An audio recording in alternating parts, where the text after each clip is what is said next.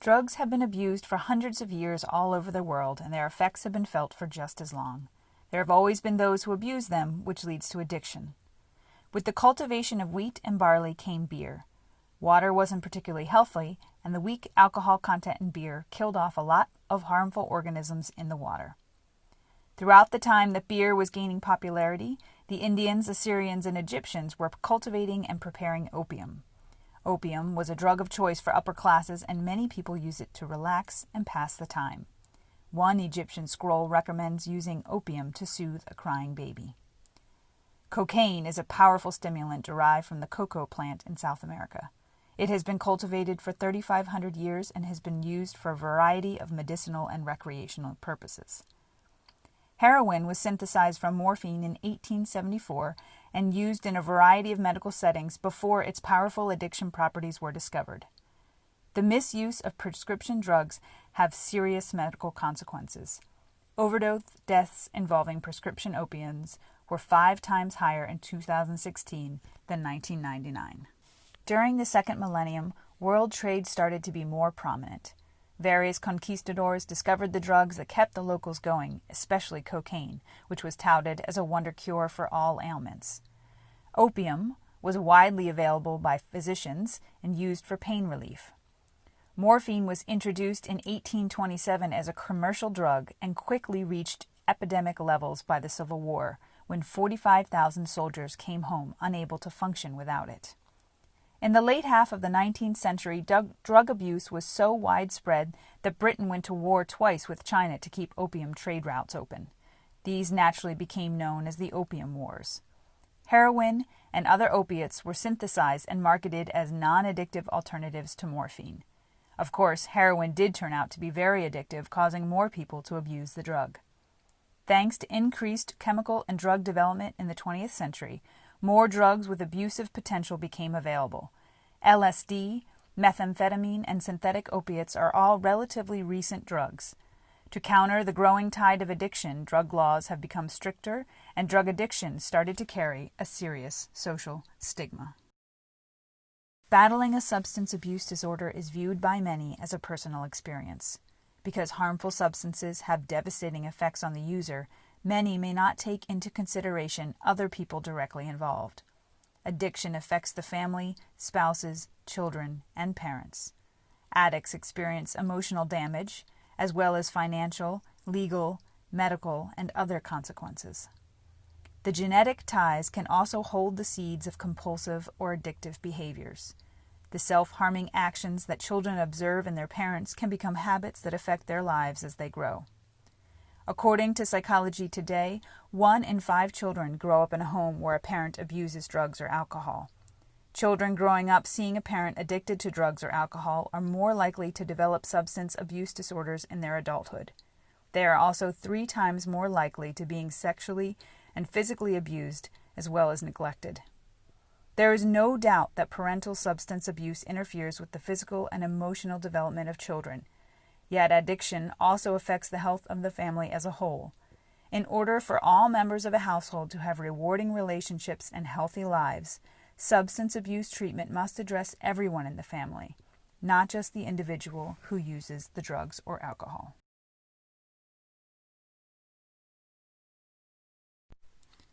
People use drugs to increase their social ability or to make friends, increase their work performance. Sometimes they use drugs as a source of income, to fit in, or peer pressure. This could be from friends, family, classmates. Environmental influences. People who come from bad homes or have been abused are more likely to abuse drugs. Or they're just simply curious. There are some medical reasons people use and abuse drugs. It could make them feel better, or maybe even feel stronger. Drugs can make you feel great, or at least better than you normally feel. Controls pain. Some people who have chronic pain rely on drugs to feel better. Also, people use them to self-medicate. Psychological reasons people abuse drugs. I feel like this is the most common reason people start using drugs. They feel it helps cope with their stress and other mental disorders like depression, for example. It helps to fill the void. May boost their confidence or self-esteem, boredom, and loneliness.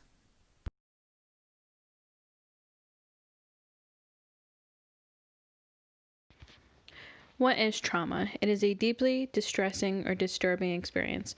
There are three types of trauma: an acute trauma, which results from a single incident, a chronic trauma, which is repeated and prolonged, such as domestic violence or abuse. A complex trauma is exposure to varied and multiple traumatic events, often of an invasive interpersonal nature. Substance abuse can fall under any of these. It can be an acute trauma when it's one and done type of exposure to a situation that deals with substance abuse.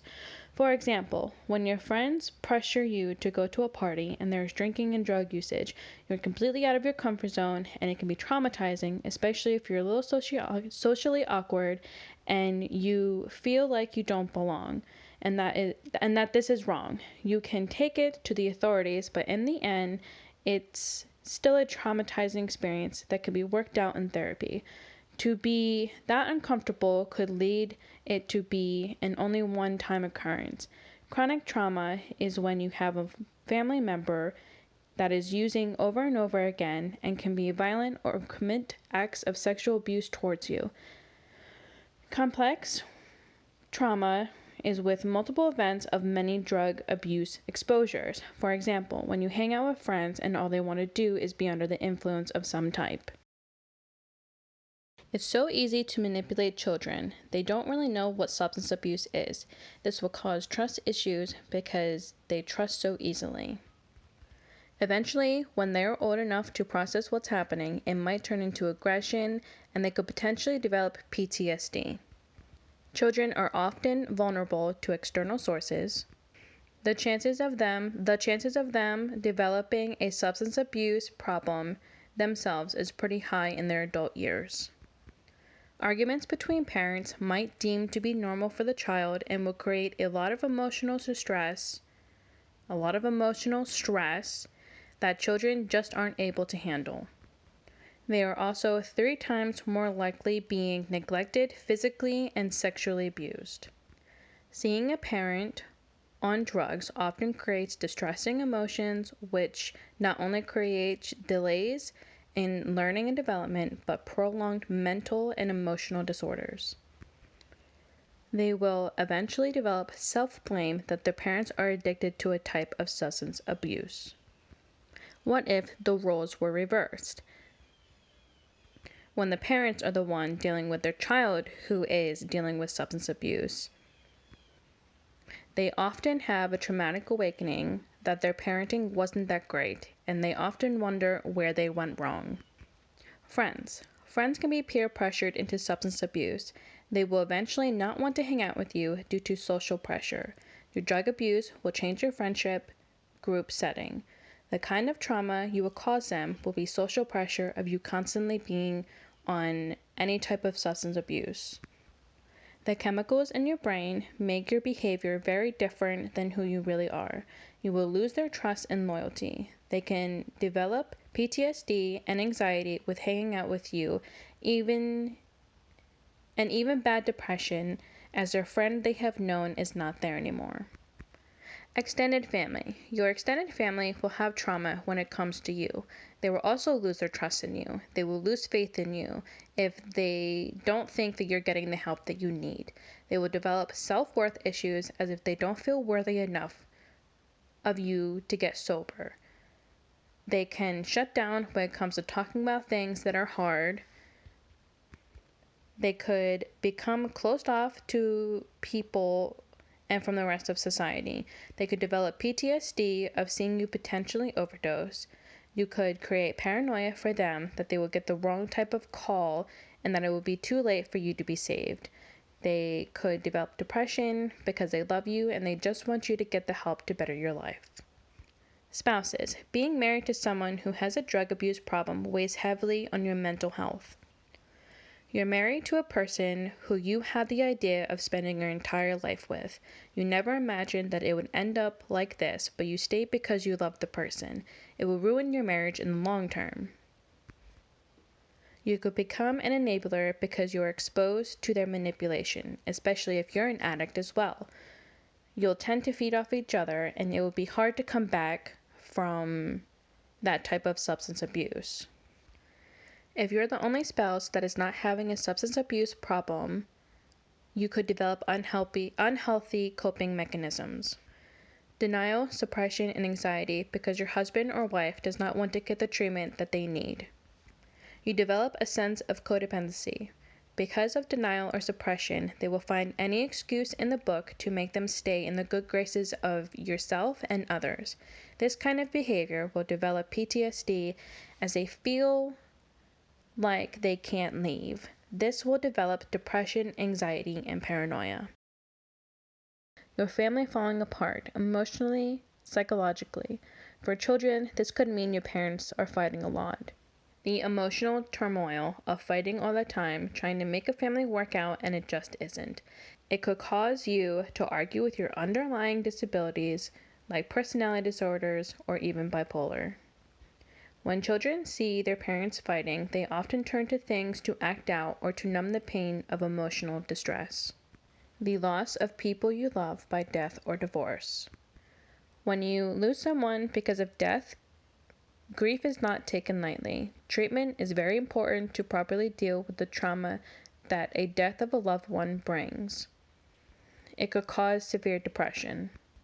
Getting a divorce is never easy. The trauma of ripping away family members could make anyone have trust issues, and there is a potential that they could turn to substance abuse to deal with the pain. Losing your job so you're unable to provide for your family, and your family may fall into poverty or even end up homeless. You resort to stealing for money, and you could start to think that selling drugs is a good idea to make up for bills. You always want to provide well for your family. When losing a job or becoming homeless, you lose a sense of direction. You find yourself in a hole that is not exactly easy to get out of when you don't have the right family support. You can fall into horrible patterns of drinking or marijuana just to cope with the daily stress. You can even think dealing drugs is a good supplement to pay the bills, to the point where you start doing the drugs that you're selling. Losing yourself mentally with your self-worth, identity, morals, and values, you lose who you are as a person. A lot of things can factor into this, like any type of abuse, whether it's physical, mental, sexual. Any abuse can put you in a mental state when you don't necessarily have your best interests in mind. Domestic and sexual abuse is linked to substance abuse. When suffering from any type of abuse, whether it may be mentally, physically, or sexually, there is a risk that you could run into the struggle of self-worth. The trauma of feeling worthless can lead to depression. It can lead to destructive behavior. Several studies have found that a large percentage of child abuse and domestic abuse cases involve the use of drugs or alcohol. This means individuals who grow up in a home with substance abusing parents are more likely to experience some sort of domestic or sexual abuse leading to trauma, which will make them more likely to abuse drugs or alcohol themselves. If they have children as well, the cycle has a strong chance of continuing. If your family falls into this category, domestic violence and addiction treatment may be able to help you. Treatment is any form of help that someone takes to recover from the physical and mental damage that is caused by substance abuse. The first step to getting treatment is acknowledging that there is a problem and accepting help to overcome it. Treatment can occur in a variety of settings, take many different forms, and last for different lengths of time. Some of the most common approaches to recovery are rehabilitation programs, therapy sessions, detox, and medication-assisted therapy. The purpose of treatment is to provide a safe place and a support system for someone to deal with the underlying causes of addiction. The most effective treatment helps a person with more than just their addiction. It helps with other problems a person is facing because of addiction, such as transportation, financial instability, housing, childcare, legal counseling, and medical services. A rehabilitation program typically incorporates a combination of treatments that work together to give patients the best possible outcome for recovery. Alone, these treatments would not be as effective. Rehabilitation programs include inpatient treatment and outpatient treatment. Inpatient treatment programs are live-in facilities that offer a safe environment away from triggers and influences to addiction. Inpatient programs provide structured care, one-on-one therapy sessions, constant medical supervision from doctors and nurses, especially while going through detox and withdrawal, and group therapy sessions with other patients who can also offer support. Length of treatment is 30, 60, or 90 days. Outpatient treatment programs offer a lot of the same services as the inpatient program without having to live in the facility. For this reason, outpatient treatment offers limited access to services since they are only open during daytime hours. Outpatient programs are more effective when they are used after inpatient treatment is completed. Detoxing is removing toxic substances from your body. In a person battling addiction, it can cause mild to severe withdrawal symptoms, which can become life-threatening. For this reason, it is recommended to detox under the supervision of a medical professional. Detox can be done with the help of medications to reduce some of the symptoms. Different drugs cause different side effects. Withdrawal symptoms from alcohol can cause headaches, nausea, tremors, anxiety, hallucinations, and seizures. Withdrawal from opioids can cause nausea, vomiting, stomach cramps, diarrhea, and depression. Therapy is another form of treatment. Therapy can be one-on-one or in a group setting. A good treatment plan will provide both. Therapy is an important form of treatment because it allows a therapist to get to know the patient, understand the level of addiction, and determine the best way to help him or her. Group therapy offers support and accountability. Some of the more commonly known group therapies are Alcoholics Anonymous, Narcotics Anonymous, and the 12-Step Program. Other types of therapy include animal-assisted therapy, yoga therapy, holistic therapy, wilderness therapy, and the Matrix model. Cognitive behavioral therapy is a one-on-one therapy session that helps the patient to identify triggers that lead to substance abuse and learn techniques for how to manage their feelings when they are confronted with those triggers. Treatment is based on the person's individual needs. What is usually taken into account when determining treatment for a patient is their drug of choice, how long they have been dependent on it, and if there are any co-occurring issues that need to be addressed with the addiction. This could include schizophrenia, bipolar disorder, anxiety, depression, or any behavioral problems. Length of treatment is determined based on the individual needs of the person. There is no amount of time that a person is expected to complete treatment or to be completely cured of their addiction. For some people, treatment is a lifelong process. Some factors that can affect the length of treatment are co-occurring issues and relapsing. Depending on how long a person has relapsed for, can change the course of their treatment or cause them to start over. The longer the treatment, the less chance of relapse. It is recommended that a person attends a rehab program for at least 90 days. Less than 90 days is not as effective. This does not include aftercare. When a person continues to attend outpatient therapy, check in at a clinic for random drug screening, or keep in touch with a sponsor. Hi everybody. I am going to be talking about the reasons why people relapse.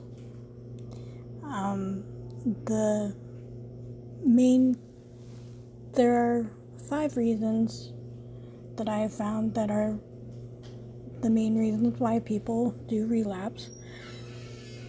Are stress. They hang out with the same friends that they used to. They have emotional problems. They're overconfident in the fact that, hey, I'm going to do this. I'm not going to screw up. And then some mental issues.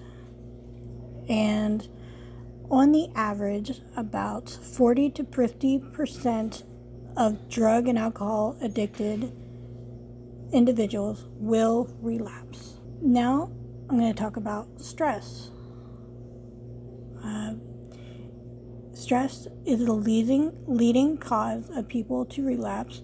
Some stressors may be losing a job or more responsibilities at their current job, like they got promoted or they are going from one unit or one section to another.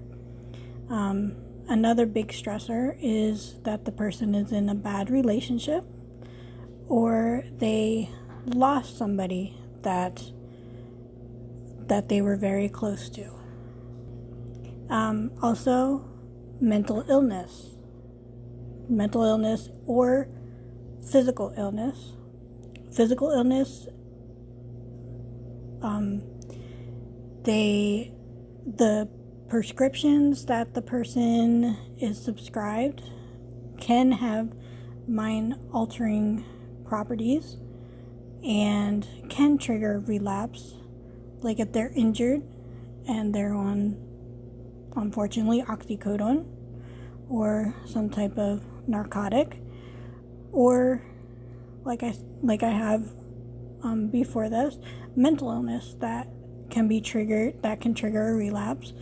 They are depression, anxiety, and a lot of people who have bipolar.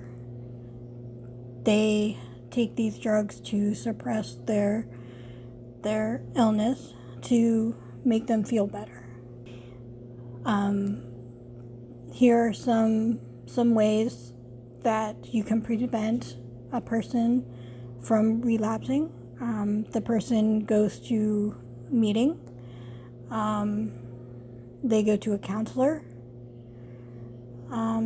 They find new friends. They don't hang out with the same friends that they did when they were using the drugs. They can also keep a journal to try and, keep their mind occupied and not think about their issues. They put them down onto paper. And one of the biggest things is know your triggers. Know what you do that can cause you to relapse.